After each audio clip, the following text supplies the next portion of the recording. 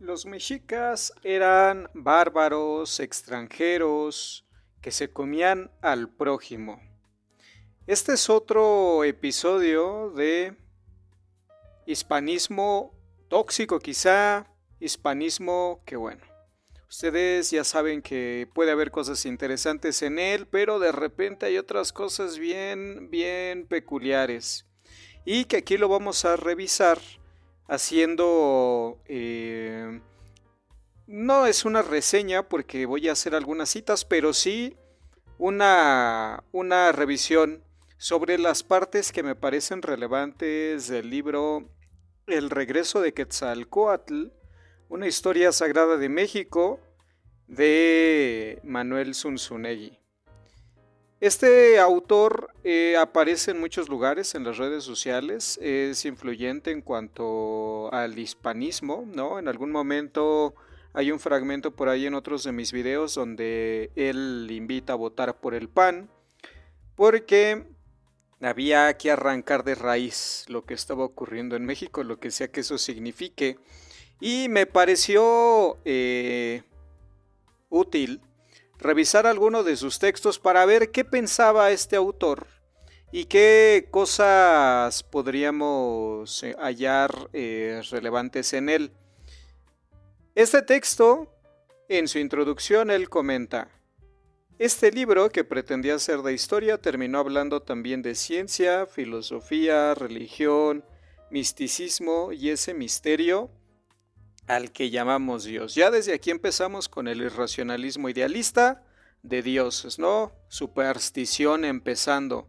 Pero seamos generosos, veamos si encontramos más cosas importantes. Dice que va a hablar también de nuestras dos grandes raíces, Mesoamérica y España.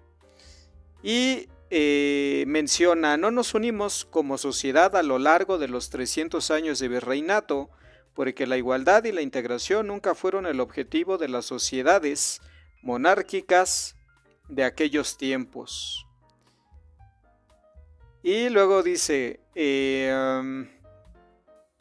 bueno, esto es real, ¿no? Esa no era la finalidad del virreinato. Con odio y división nos enfrentamos a otra guerra civil, una de 20 años, a la que los ideólogos posteriores convirtieron en revolución. La unión, siempre con autoritarismo, otro rasgo tan mexicano, fue el proyecto de Plutarco Elías Calles, Álvaro Obregón, pero la división, para poder ser más autoritario aún, fue el proyecto de Cárdenas. Ya desde aquí vamos viendo por dónde van los tiros, ¿no? La ideología de este autor, que en primer lugar considera la Revolución Mexicana una simple guerra civil. Una revolución se distingue por ser una transformación estructural en un tiempo corto. ¿A qué me refiero con esto? Las revoluciones implican transformaciones que toman décadas incluso, o son procesos como de actualización social que suelen ser violentos porque quienes están en la estructura, digamos, más atrasada, menos funcional y actualizada, pues cuando son reemplazados, pues normalmente se defienden con las armas en las manos, ¿no? Entonces, ¿cuáles serían las transformaciones que ocurrieron durante el Porfiriato y después de la Revolución? Bueno, vamos a hablar que la Revolución comienza en el 10, termina...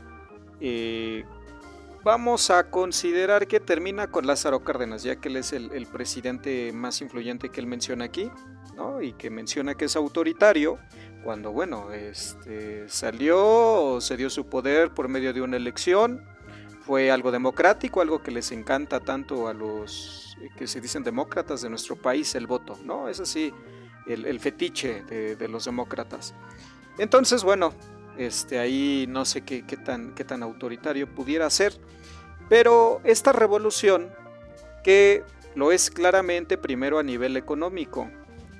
A nivel económico hay una atomización en la economía mexicana del porfiriato, porque hay una concentración de la tierra donde la circulación de moneda no es ni siquiera estandarizada. Prácticamente en ocasiones cada región tenía una moneda, ¿no? En las haciendas incluso no se utilizaban monedas, sino que se hacía trueque, ¿no? Se pagaba con trabajo, endeudando a los empleados. Bueno, esos eran casos muy concretos y también estereotípicos.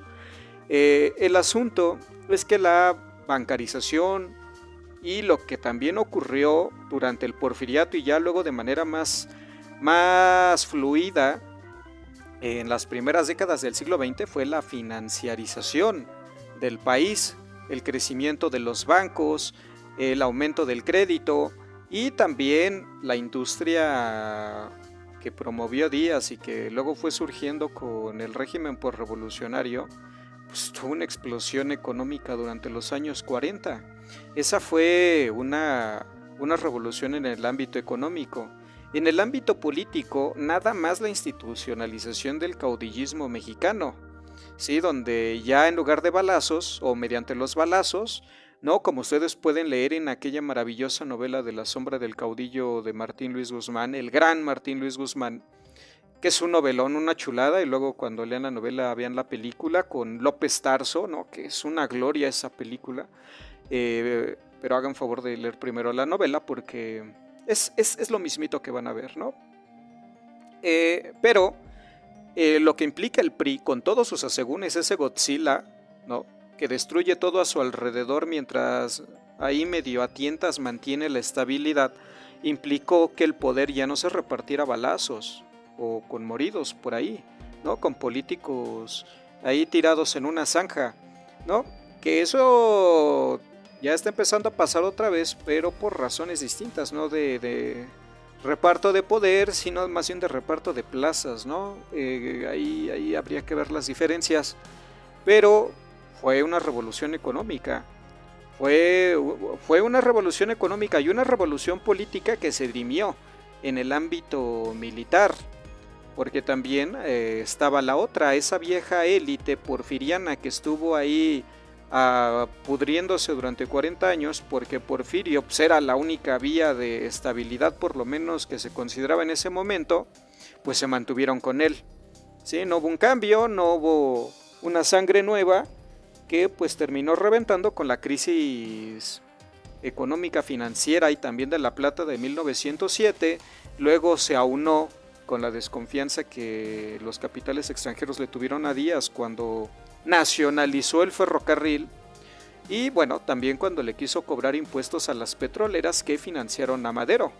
Eventualmente Madero rechazó el pago, más bien les pagó lo que le prestaron y rechazó cualquier otra concesión, ¿no? En el ámbito político hacia las petroleras. En ese sentido fue, por lo que dice mi maestro Enrique Canudas, que tiene un texto que se llama La Revolución Mexicana, que fue mi director de tesis en la licenciatura, ¿no? Tiene ese texto que se llama La Revolución Mexicana y él prueba con documentos, con archivo, un texto, digamos, muy distinto al que estamos hablando ahorita, sustentado metodológicamente hablando y también teóricamente hablando, como la Revolución Mexicana también fue instigada por Estados Unidos, no todo fue endógeno, no todo fue causado desde aquí. Entonces obviamente es una revolución.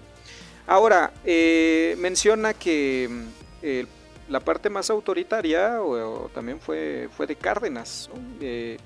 Cito aquí, para poder ser más autoritario aún, fue el proyecto de Lázaro Cárdenas, ¿ok? ¿No?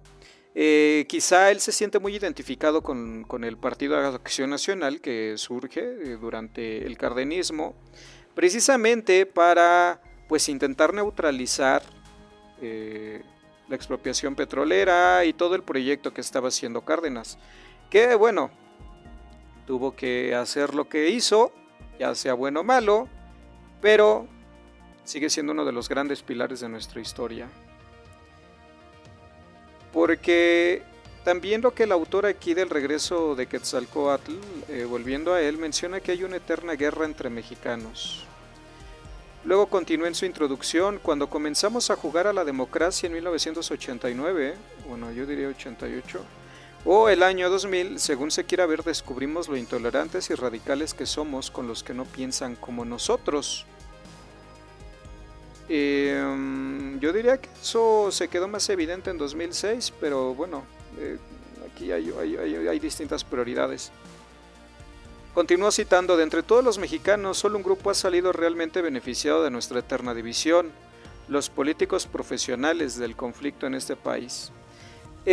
Bueno, aquí termina con su planteamiento contextual, ¿no?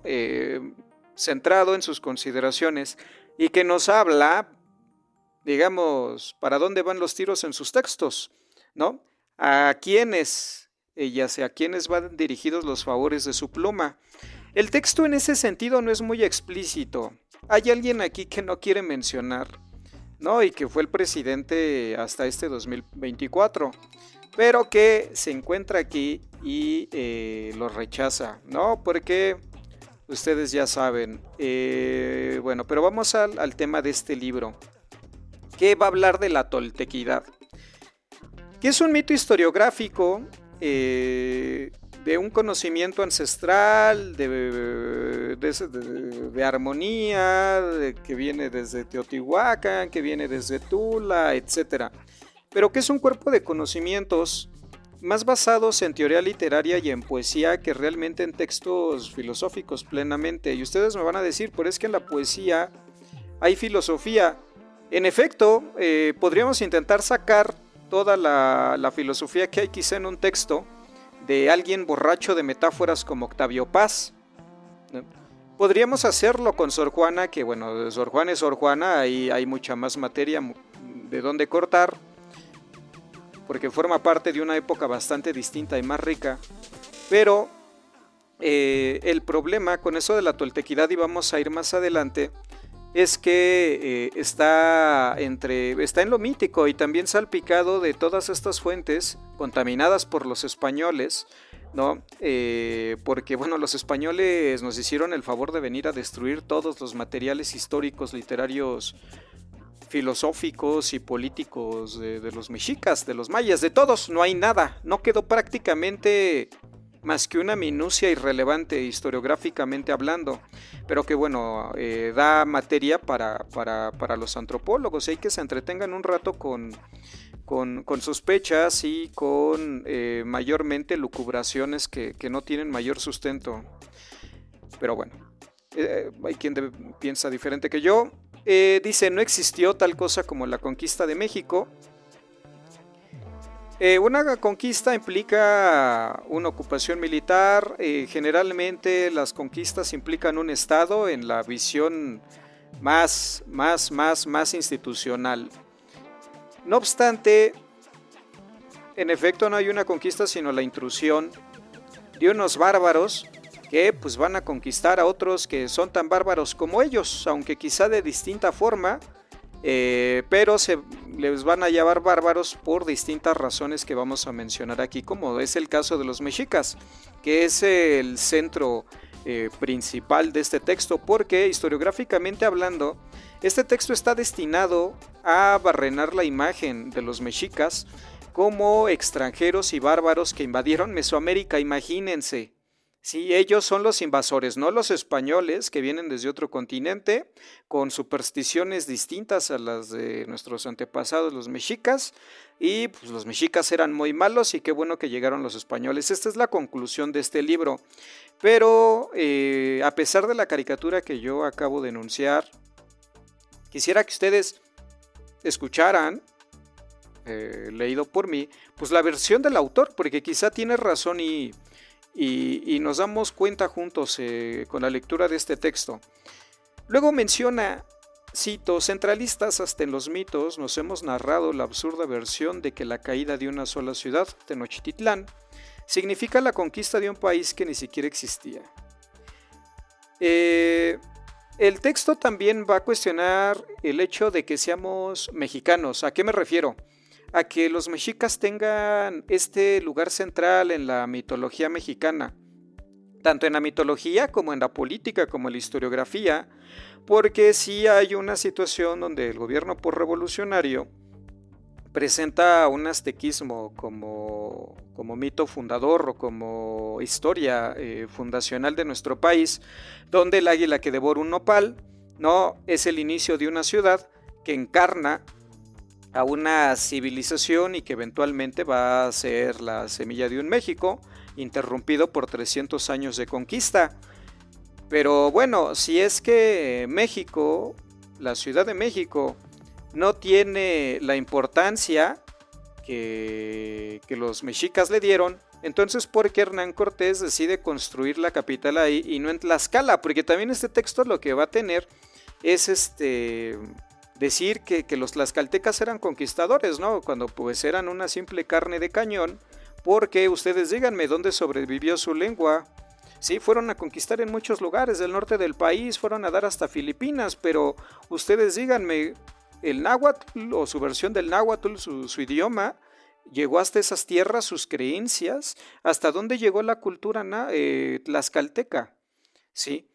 No fueron más que carne de cañón. Reitero, esto ya lo he mencionado antes. Es como si nos sintiéramos orgullosos de los mexicanos que forman parte de las tropas estadounidenses en muchos países y dijéramos con orgullo, nosotros formamos parte del imperio norteamericano, porque esa también va a ser otra leyenda que se va a construir eventualmente cuando México tenga una influencia en Norteamérica que nosotros ni siquiera vislumbramos por nuestra miopía. Pero eso sería similar, el enorgullecernos de esos soldados en el ejército de Estados Unidos y decir que nosotros somos igual de ganadores que ellos, pues es carne de cañón, por cuestiones de necesidad, por las cuestiones que sean o simplemente por torpeza, están en eso, ¿no? En esos menesteres. Entonces, aquí hay una situación de menospreciar a la Ciudad de México, Tenochtitlan me refiero, a menospreciar a la cultura mexicana, incluso con ese nombre, y pues de glorificar a los invasores, a unos intrusos que vinieron de otro continente, ¿no? Pero continuemos. Cito, deliberadamente nos inyectamos odio en el corazón. Nunca un país ha salido ni saldrá adelante con base en mitos de derrota y conflicto. Y por razones extrañas, pareciera que es la única apuesta de México, decirnos a nosotros mismos que somos un pueblo y un país humillado, ofendido y derrotado, para ver si así salimos adelante. Esto es porque, pues, según los mexicas, ¿no? Vinieron los españoles, los conquistaron, los hicieron sufrir mucho y los dejaron pobres.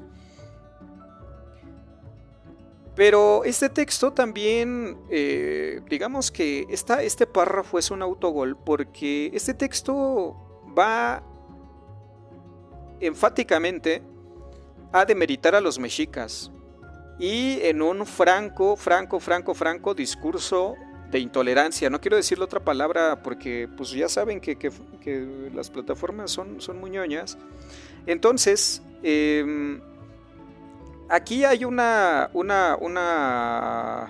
cosa prácticamente casi orwelliana. Aunque yo prefiero a Samiatin, recuerden ustedes que yo considero que Orwell se robó a Samiatin. Nosotros, ¿no? Este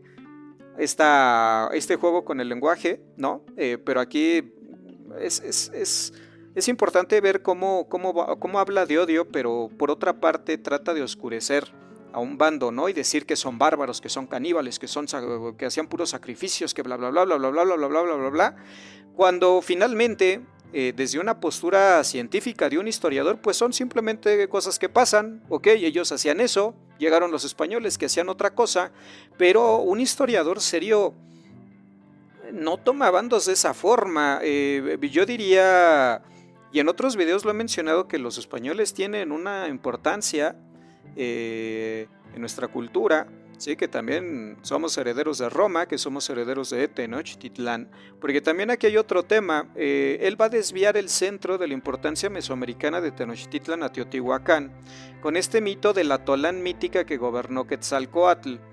Él deliberadamente, creo, no menciona la otra hipótesis de Tula Hidalgo o de Tulancingo Hidalgo, ¿sí?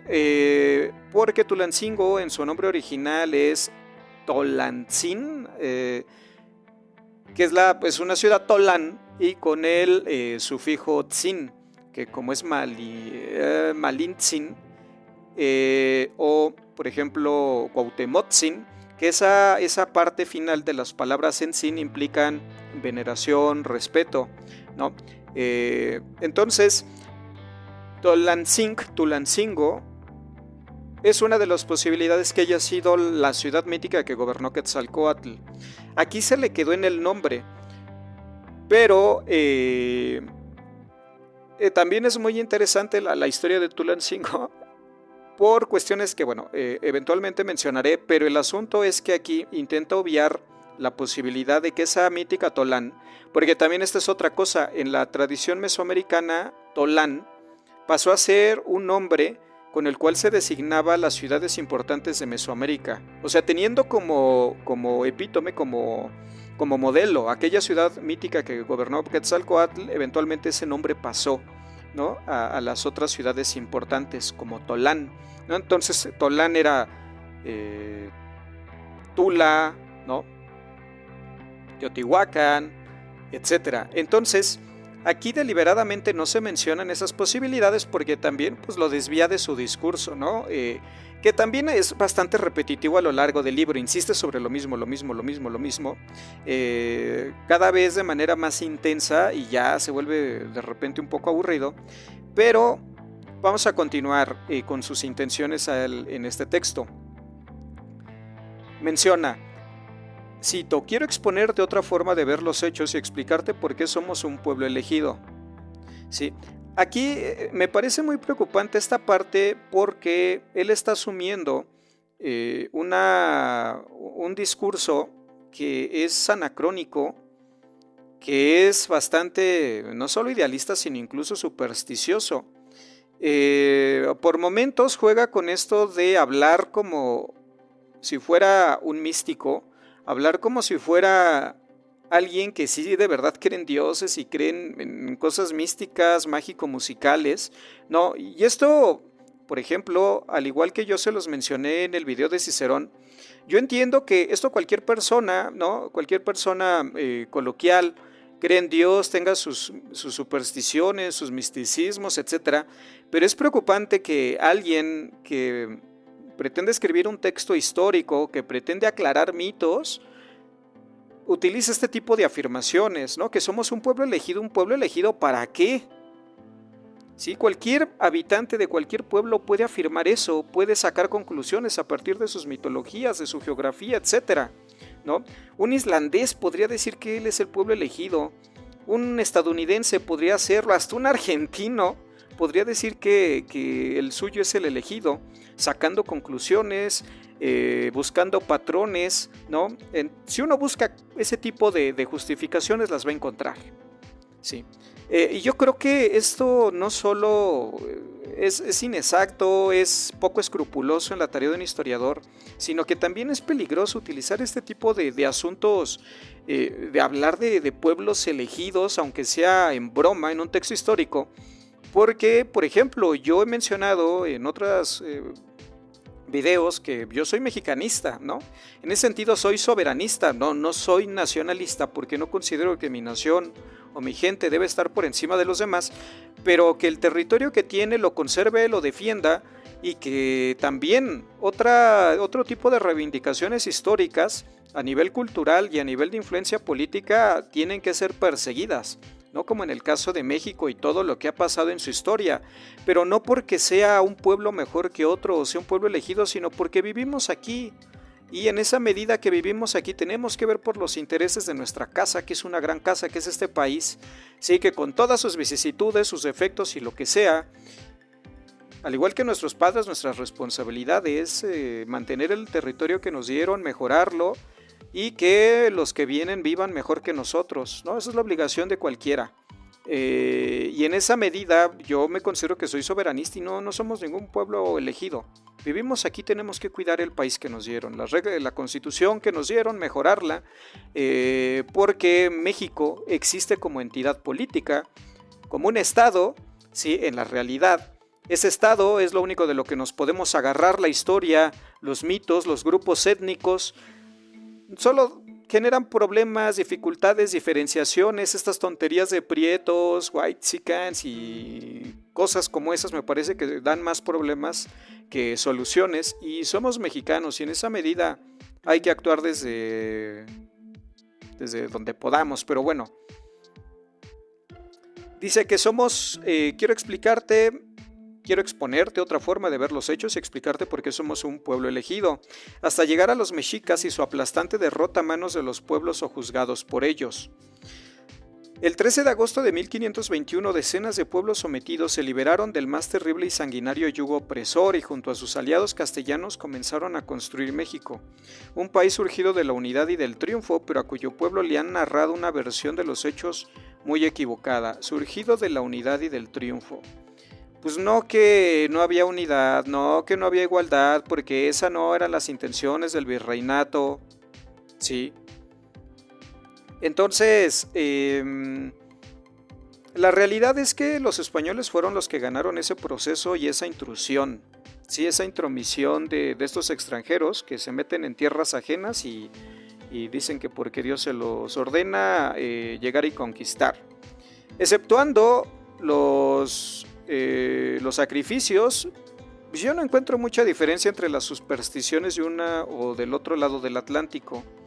Los militares de ambos bandos eran tan agresivos como los otros, y sus élites intelectuales, políticas, podría ser otra cosa, pero las fuentes, incluso contaminadas por ellos, no nos hablan de un pueblo tan superior como a veces se quiere mencionar. Y pues tampoco es como para lamentarse, son cosas que pasan, eso ocurrió y bueno, vamos a continuar. Tras derrotar a los mexicas, los tlaxcaltecas conquistaron nuestro actual norte y conformaron con ello nuestro territorio. Ellos no lo conquistaron, ellos fueron la carne de cañón, porque su náhuatl no fue hasta allá. Los lugares de esos estados, que se llaman Nuevo León y otro tipo de esos nombrecillos que derivan de España, pues no se llama Nueva Tlaxcala, Tlaxcalita o alguna cosa así, sino que pues tampoco su cultura o su religión se expandió, ¿no? La carne de cañón aquí es glorificada. Continuó, tras derrotar a los mexicas, los tlaxcaltecas conquistaron nuestro actual norte y conformaron con ello nuestro territorio, y desde el puerto de Acapulco conquistaron también las Filipinas, claro que las conquistaron, construyeron majestuosos conventos, eran los albañiles, y pintaron impresionantes murales en ellos. Fueron artistas y sabios que engrandecieron aún más su mente al estudiar la cultura grecolatina que llegó con los castellanos. Muy bien, ¿cuáles son las obras tlaxcaltecas que sobreviven hasta la fecha? ¿Quiénes son los intelectuales tlaxcaltecas? Sí, quizá puede haber uno, dos, tres. No hay una comunidad, no hay una tradición. Sí, no hay una tradición que haya permanecido a lo largo del tiempo, y si existe ese linaje, esa tradición de intelectuales tlaxcaltecas y tlaxcaltecas como una sede de la cultura, del arte, ¿no?, que se haya distinguido en el virreinato. Bueno, no vamos a hablar del México independiente, hablemos del virreinato de Tlaxcala como una sede de la cultura, de la pintura, de la filosofía, de la que aquí se menciona, porque ellos eran conquistadores. De otro modo, pues solo fueron la carne de cañón, como desde la conquista de México Tenochtitlan. Dice, México es heredero de Teotihuacán y de Roma, de la toltequidad y del judeocristianismo, de Mesoamérica y del mundo grecorromano. Vean, no se menciona México Tenochtitlan, no se menciona la cultura que ellos destruyeron, cuyas fuentes no queda nada, porque de la filosofía náhuatl no queda nada. Continúo citando, tras la victoria más importante de la historia prehispánica comenzó la construcción de nuestro país en todos los sentidos posibles. Bueno, eso comienza en la independencia, ¿no? Porque pues no existía nada de México. Nuestro país es México, ¿de acuerdo? Entonces, la historia, tras la victoria más importante de la historia prehispánica, comenzó la construcción de nuestro país. Comienza en 1821 con la República, sí. Entonces no puede comenzar en la conquista, porque según ellos el virreinato y la república son cosas diferentes, a menos que seamos anacrónicos y decir que México existe desde que Hernán Cortés funda Veracruz.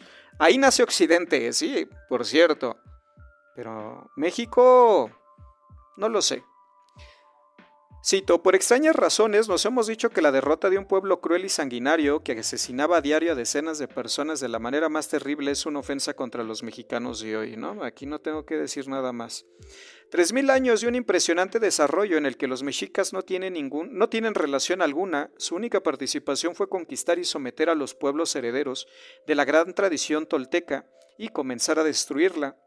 La historia de los toltecas, el pueblo que heredó la grandeza de las primeras culturas mesoamericanas y que hizo suyo el legado de Teotihuacán, el pueblo que estaba generando un glorioso renacimiento en el Valle de México hasta que fue sometido por los mexicas. Bueno, aquí la hipótesis de este texto es que en las migraciones del norte venían los mexicas, ¿no? Que ellos no eran, que ellos eran extranjeros. Para el autor, los nahuas eran extranjeros que van llegando en oleadas. Los primeros de ellos son los toltecas, ¿no? Y todos los pueblos que andan por aquí. Luego, por ejemplo, el reino de Nezahualcóyotl, ¿no? de Nezayork, también pertenecía a los nahuas, pero ellos originalmente, según el texto, venían del norte y no eran originarios.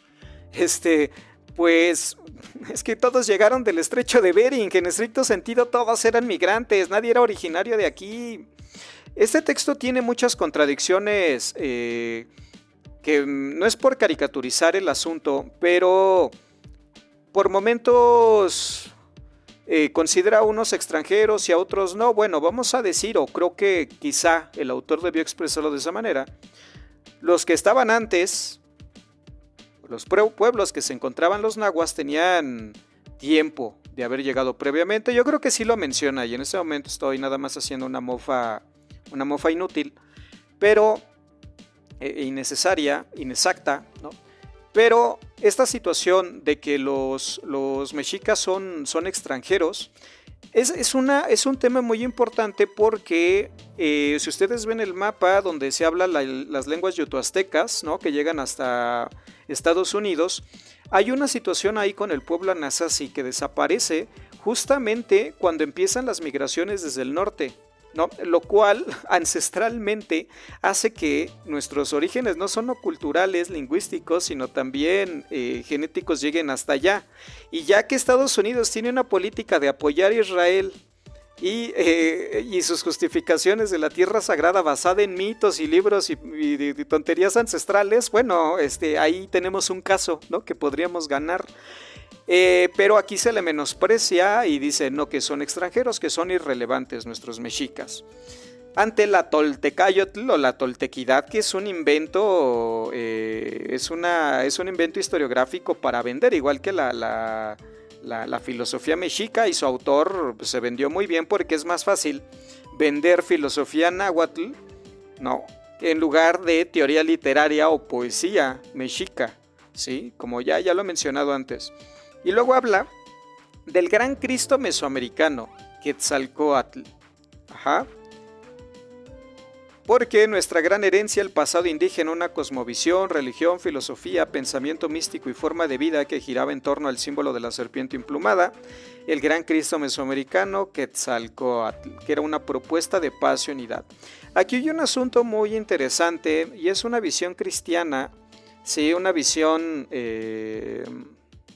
no sé en qué tanto sea medieval del autor de este texto, porque por todos lados ahí hay un tufillo a cristianismo y a superstición, ¿sí? A esta religión de esclavos, como la mencionó alguna vez Marco Aurelio, ya que aquí somos herederos de Roma, donde...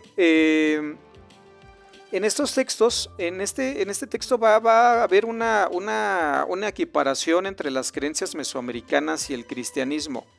Y aquí creo que sería muy importante mencionar que esta es una manipulación, no sé si es a propósito, quiero pensar que no, quiero ser generoso en mis sospechas, ¿no? Y pensar lo mejor de quien estamos hablando, pero no quiero pensar que esta es una manipulación.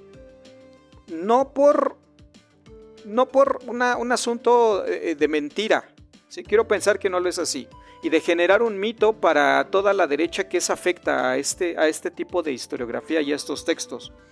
Pero sí hay unas consideraciones en las que se obvia que las fuentes fueron destruidas, que no sabemos realmente la religión de los mexicas.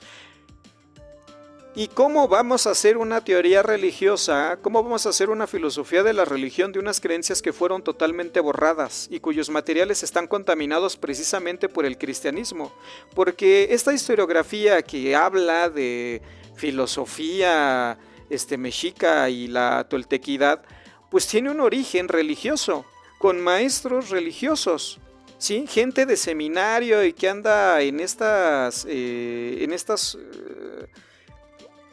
tradiciones oscurantistas que tenían tanta vigencia en el siglo pasado, ¿sí? Que aquí en estas consideraciones yo encuentro muchos problemas de metodología y también porque pues la industria editorial es la industria editorial y se vende más, ya decía yo, la filosofía náhuatl falsa que una teoría literaria o una poesía mexica verdadera, ¿no? Que es lo que son esos famosos textos de supuesta filosofía náhuatl. Y esta revoltura con el cristianismo hace parecer tanto a Hernán Cortés como el regreso de Quetzalcóatl. No lo quiere mencionar así el autor, pero es lo que básicamente da a entender. Quetzalcóatl siempre vuelve, cito, y aquella ocasión lo hizo tras años de conquista e injurioso sometimiento sobre sus leales seguidores. Los legítimos herederos de los toltecas llevaban 100 años sojuzgados por los hijos de Huitzilopochtli, el sol de sangre que había usurpado el trono de la serpiente emplumada. Esta parte es muy interesante, es muy importante, aunque el autor aquí sí lo menciona, pero no ahonda, ¿no? Porque pues ese no es el tema, pero sí hay una situación donde, pues recuerden ustedes, en el Templo Mayor está una pirámide o un basamento dedicado a Huitzilopochtli, un poquito más alto que el dedicado a Quetzalcóatl. Aquí, bueno, no lo menciona el autor, pero es que eso permite suponer que hay una competencia entre la élite religiosa de Huitzilopochtli, más vinculada a los guerreros, ¿no? Que va ganándole la partida o la carrera a la élite religiosa vinculada a Quetzalcóatl. ¿Por qué? Porque Quetzalcóatl es una divinidad más vinculada a la tierra, más vinculada al cultivo, mientras que Huitzilopochtli es una militar. Esto parece una obviedad, pero es muy importante porque esto se presenta en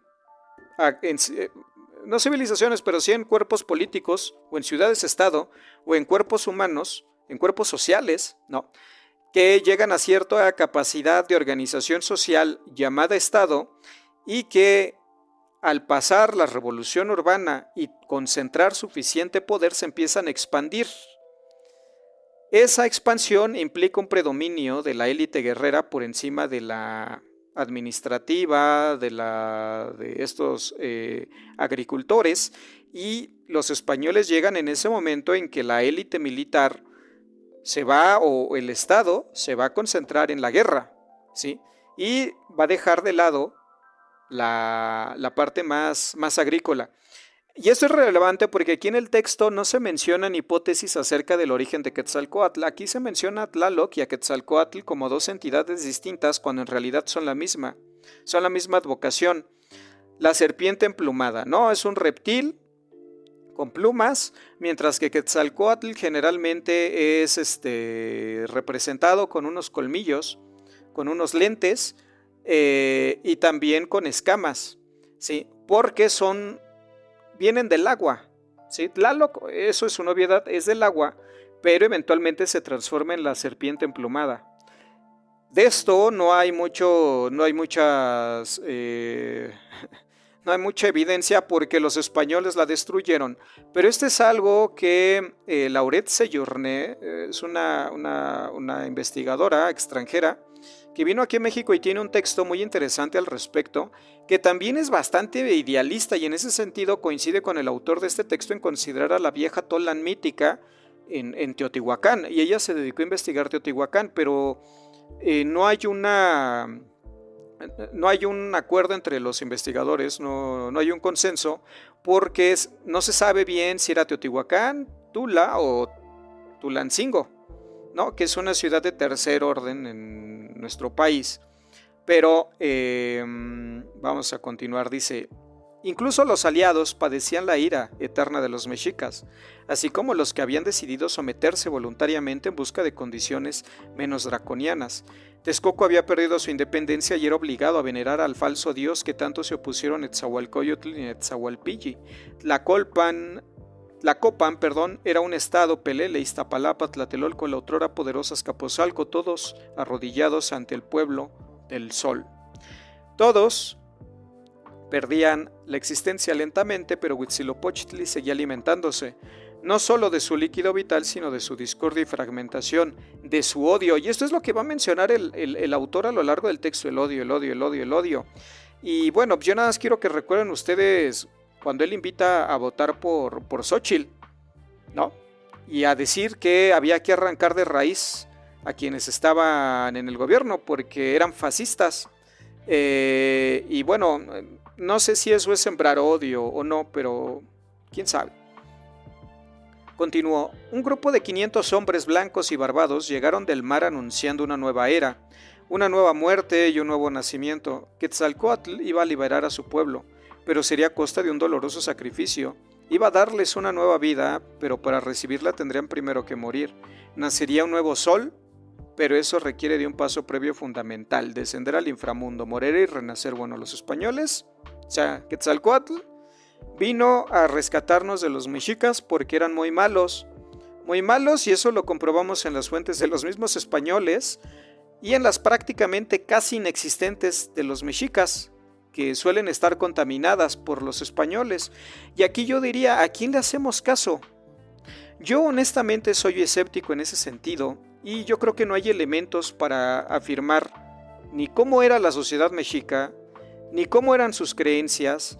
Yo cuando leo sobre temas de historia prehispánica, yo honestamente lo hago con mucha incredulidad, ¿no? Lo hago casi como si leyera literatura, porque en ese sentido, por ejemplo, ustedes pueden ver cómo han sido reconstruidas las pirámides, y realmente así eran, o fueron reconstruidas según las consideraciones de un arqueólogo, ¿no? Con todos los condicionamientos de su momento. No estoy diciendo que sean inútiles, que sean irrelevantes, pero yo honestamente a mí, yo cuando estudié historia, para mí, cuando llevé la materia de Mesoamérica e historia antigua, me era muy difícil tomar el curso porque todo lo que veíamos eran elucubraciones y sospechas y temas de este tipo, por lo cual estas afirmaciones que hacen sobre el texto, pues para mí la mayoría del texto está sobre agua, ¿no? Sobre agua muy manipulada, sobre agua muy fácil y además condicionada por estas inclinaciones historiográficas que pues ya les he mencionado previamente, ¿no? Que tampoco es para atacarlas, yo no estoy de acuerdo con ellas, pero sí me parece que el texto en ese sentido, bueno, también es uno de esos libros que se venden mucho en Sanborns, ¿no? El público ya tiene un público que piensa en este sentido, que va a ser difícil convencer y que, bueno, incluso está dispuesto a considerar este tipo de cherry picking. Yo no diría que son a veces manipulaciones de repente, pero sí hay bastante cherry picking aquí, ¿no? De escoger la parte que mejor queda para la narrativa. Luego considera, cito, ¿es posible desafiar los designios de los dioses? Los mexicas subvirtieron todo el orden cósmico al sustituir a Quetzalcóatl por Huitzilopochtli, y eso los llevó a su efímera gloria, pero también a su caída. ¿Se está tomando en serio las creencias y las supersticiones, ya sean cristianas o mesoamericanas? ¿En serio? ¿Se las está tomando en serio? ¿Como algo real o simplemente es para hacer el juego literario? Yo prefiero pensar que es lo segundo, porque otra cosa sería muy problemática. Continuó citando, los mexicas habían alcanzado la cima de su poder al invertir por completo a la cosmovisión de los toltecas.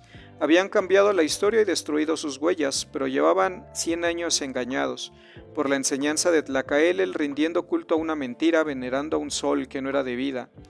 Mientras Hernán Cortés subía las escalinatas del Templo Mayor, eran decenas de miles de sus vecinos nahuas los que se entregaban con furia a la destrucción de la ciudad. La gran Tenochtitlán caía ante sus eternos enemigos, los tlaxcaltecas, y sus eternos aliados, los texcocanos, que al final también se sumaron a los extranjeros. Los verdaderos toltecas derrotaron finalmente a los impostores. Ok. El 13 de agosto de 1521 la ciudad cayó.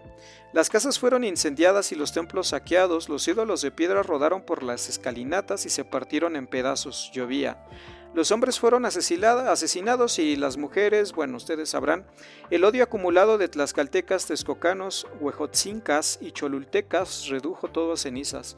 Los verdaderos herederos de los toltecas no dejaron piedra sobre piedra en la ciudad de los usurpadores mexicas, los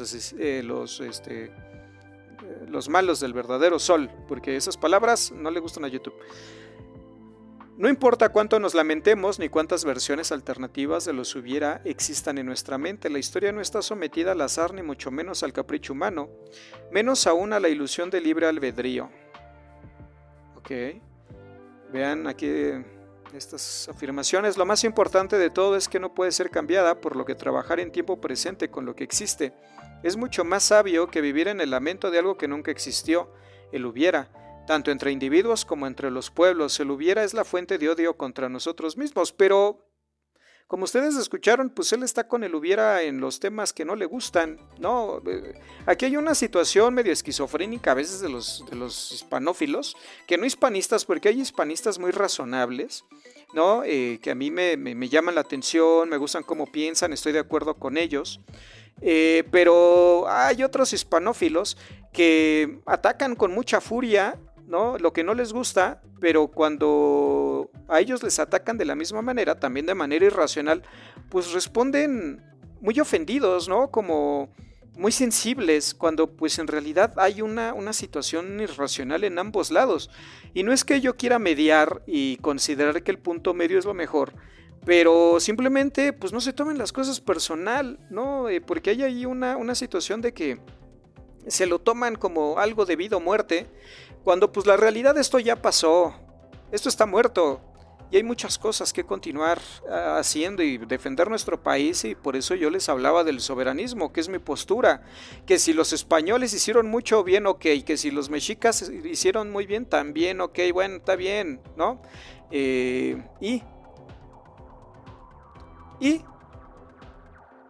vamos a sacar un texto donde hablamos mucho de odio, denunciamos el odio, denunciamos a los mexicas y terminamos apoyando a algún determinado candidato o candidata. No, porque si ustedes tienen alguna sospecha sobre mi política o sobre mis inclinaciones, no me cae mal la nueva presidenta, pero yo no voté por ella por la gente que trae, especialmente en seguridad, por Harfuch. Y si ustedes no saben a qué me refiero, pues busquen quién fue su padre, quién fue su abuelo. Y yo no iba a votar por alguien, ¿no?, que lleva a gente como esa en su séquito. Yo creo en el voto de los demás, pero no creo que el mío cambie nada. Además porque no creo que influya. Yo creo que el voto de los demás sí vale. El del resto de la gente sí vale, pero el mío no importa, es uno solo y además no hay opciones que me llamen la atención. Y de ningún modo yo llamaría a no votar, ¿no? Jamás lo haría, pero yo personalmente me reservo el derecho. La última vez que lo hice fue en 2006 por López Obrador, desde entonces no he votado porque perdí la confianza. Me dolió mucho la decepción ante el sistema electoral. Y soy muy realista ante el diagnóstico de la democracia o el electoralismo realmente existente, porque yo no creo que echar un papel en una urna sea democracia. Para mí la democracia debería de ser mucho más, cosas que ni siquiera actualmente vislumbramos o imaginamos, pero que están en el futuro y a partir del presente. Y pese a que soy historiador, hay cosas del pasado como estas que me parece que son cada vez menos irrelevantes y que no sé por qué despiertan tantas pasiones, tantos enojos, cuando pues la realidad es más bella y pues llevarse bien con los demás es lo mejor que puede haber. Pero bueno, yo les quería mencionar un poco de este libro. Apenas íbamos como en la página número 30 Ese texto, si ustedes lo quieren leer completo, bueno, están en su derecho. Yo no lo recomendaría, no me parece más que un texto como ejemplo de la historiografía con inclinaciones. No, a mí me parece como un ejemplo de la hispanofilia, de la historiografía de derecha, ¿sí? Que se esconde detrás de un misticismo supersticioso, como ustedes pudieron ver, que se esconde detrás de palabras bonitas, pero que pues ustedes ya les he mencionado lo que traen. Eh, si llegaron hasta aquí después de 50 minutos de escuchar mi melodiosa y horrenda voz, se los agradezco. Y si dejan su like, si comparten, si comentan, pues me gustaría saber de ustedes. No, y si no están de acuerdo, pues también, pero ya saben, comenten bonito, con respeto, o si no, también, como ustedes prefieran, chicos. Pero cuídense mucho, gracias.